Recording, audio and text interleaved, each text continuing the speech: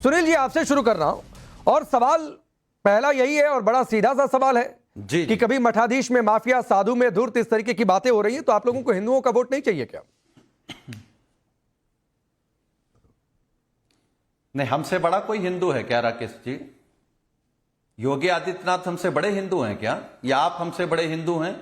या भारतीय जनता पार्टी का कोई इकलौता नेता भी हमसे बड़ा हिंदू है?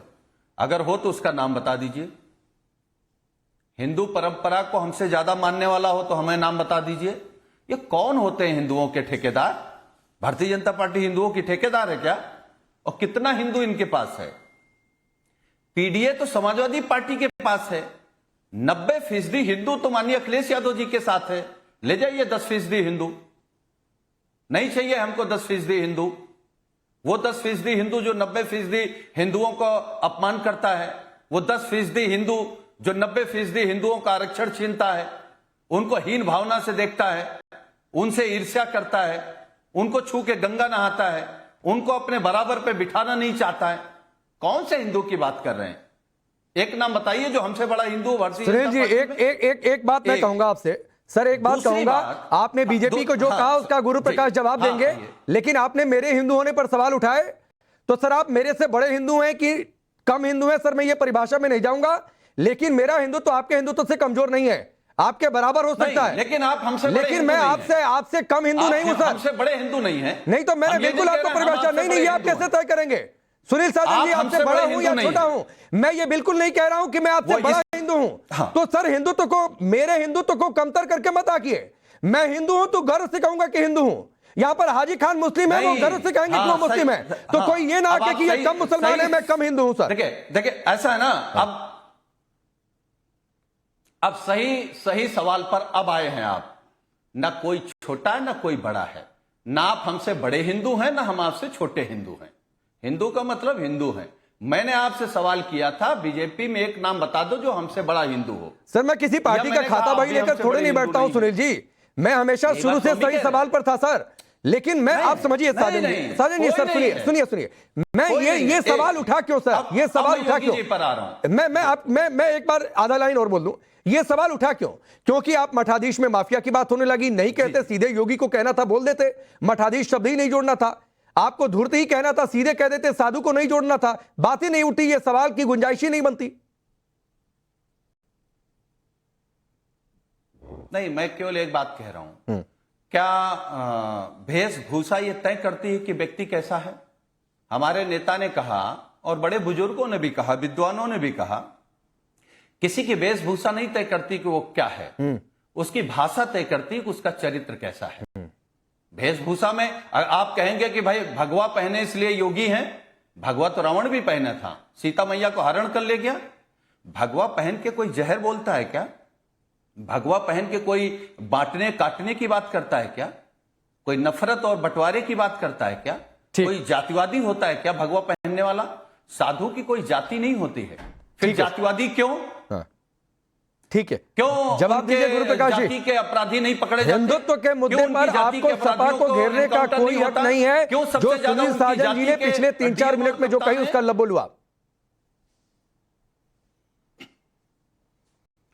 नहीं, देखिए ऐसा है कि अभी अखिलेश जी का आपने बयान चलाया था, उन्होंने कहा कि आप फोटो देख लीजिए, हमारी फोटो देखिए, योगी जी की फोटो देखिए। एक फोटो है, ये आउटलुक मैगजीन है 2012 का। ये अखिलेश जी की फोटो कवर पेज पे आई थी और ये शीर्षक था इंडियाज वर्स्ट चीफ मिनिस्टर। ऐसा आउटलुक मैगजीन ने कहा था 2012 में अखिलेश जी के बारे में, अखिलेश जी के फोटो पे। पॉइंट नंबर 1, तो अखिलेश जी जब फोटो की बात करते हैं तो फोटो के साथ संदर्भ भी देने की आवश्यकता है। अभी भाषा की मर्यादा की बात हो रही थी। ए पुलिस वालों, अखिलेश जी, ए पत्रकार, बहुत गरिमामयी भाषा है।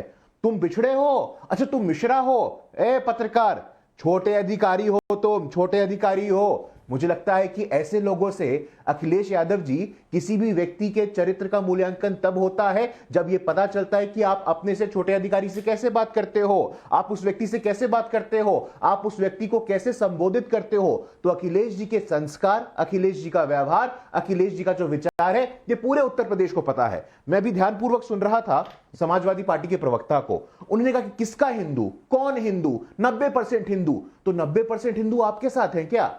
ये देश साधु संतों का देश है।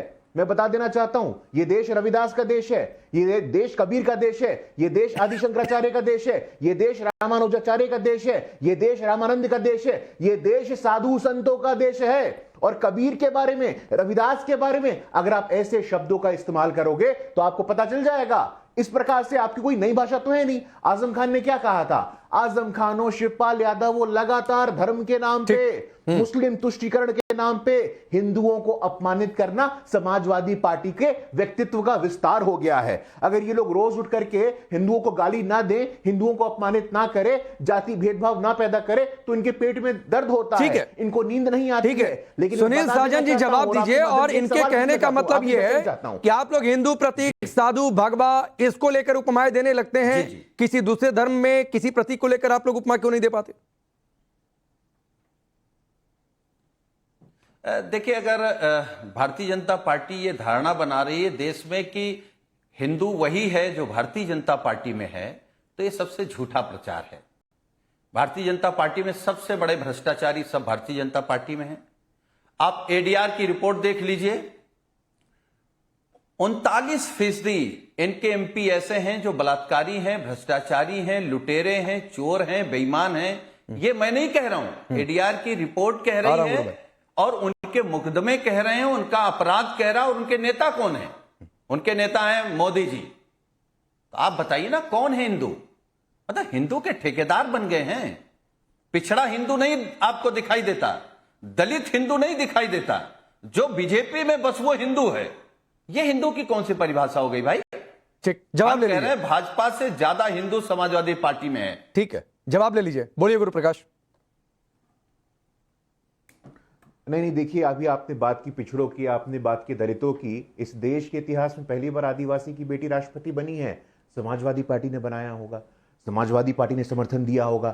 हमें आज भी याद है कि पहली बार देश में संविधान के सर्वोच्च स्थान पर जब आदिवासी की बेटी जा रही थी तो आप लोगों ने कैसी बयानबाजी की थी। तो मुझे लगता है हमारा मुंह मत खुलवाइए। इस देश के इतिहास में इतना ताकतवर प्रधानमंत्री पिछड़े वर्ग का आया है, समाजवादी पार्टी का नहीं आया है। पॉइंट नंबर 2, आप कहते हैं पीडीए। मैं आपके शो पे खुली चुनौती देता हूं, आप मुझे एक पिछड़ी महिला जो अखिलेश यादव जी के परिवार की नहीं हो, आपकी पार्टी के प्रमुख नेता बताइए। आप मुझे एक दलित महिला जो अखिलेश यादव जी के परिवार में नहीं हो लेकिन समाजवादी पार्टी में प्रमुख स्थान पे, आप बताइए। ठीक है, आपने चैलेंज दे दिया, मैं जवाब ले लेता हूं, चूंकि आपने पिन पॉइंटेड सवाल पूछा है गुरु प्रकाश जी। पूछिए, बताता हूं। ठीक है सर, ठीक है। सुनील साजन, इसका जवाब दीजिए, फिर मैं बाकी मेहमानों का रुख करूंगा, और उसमें एक सवाल और ऐड कर देता हूं सर। हाँ, एक सवाल और छोटा सा ऐड कर देता हूं। आप पीडीए की बात करते हैं, करिए सर, आपकी पार्टी की अपनी स्ट्रेटजी है, करना भी चाहिए। लेकिन उस पीडीए की परिभाषा में अयोध्या की वो बलात्कार पीड़िता नहीं दिखाई देती है, कन्नौज की वो पीड़िता नहीं दिखाई देती है, तो पीडीए की परिभाषा अपने हिसाब से चेंज क्यों कर लेते हैं? नहीं, देखिए, ऐसा है, पीडीए में जो भी है वो सब दिखाई देता है एक। और इन्होंने कहा कि दलित राष्ट्रपति जब बनी तो हमने समर्थन नहीं किया। जब कांग्रेस ने पहला दलित राष्ट्रपति बनाया तो भारतीय जनता पार्टी ने समर्थन किया। आदिवासी राष्ट्रपति, तो आप दलित विरोधी हो गए क्या? एक दूसरी बात, इन्होंने कहा कि हमारे प्रधानमंत्री जी पिछड़े समाज से हैं। ये हम मानते हैं कि माननीय प्रधानमंत्री जी जन्मजात ओबीसी नहीं है। जब वो मुख्यमंत्री हुए तो उन्होंने अपनी बिरादरी को ओबीसी में डाल दिया, तो ओबीसी का दर्द नहीं समझ सकते हैं। आज की तारीख में ओबीसी हैं, पिछड़े हैं, लेकिन जन्मजात पिछड़े नहीं है। वो अपनी पार्टी वाला चैलेंज दे दीजिए, पार्टी में पद वाला जो पूछ रहे थे गुरु प्रकाश को भी इस बात को क्लियर करना चाहिए। देखिए, हमारे यहां जो नेता हैं वो नेता हैं, कोई कठपुतली नहीं होता है। इनके यहां आरएसएस और कुछ लोग ही इस देश को चलाते हैं। क्या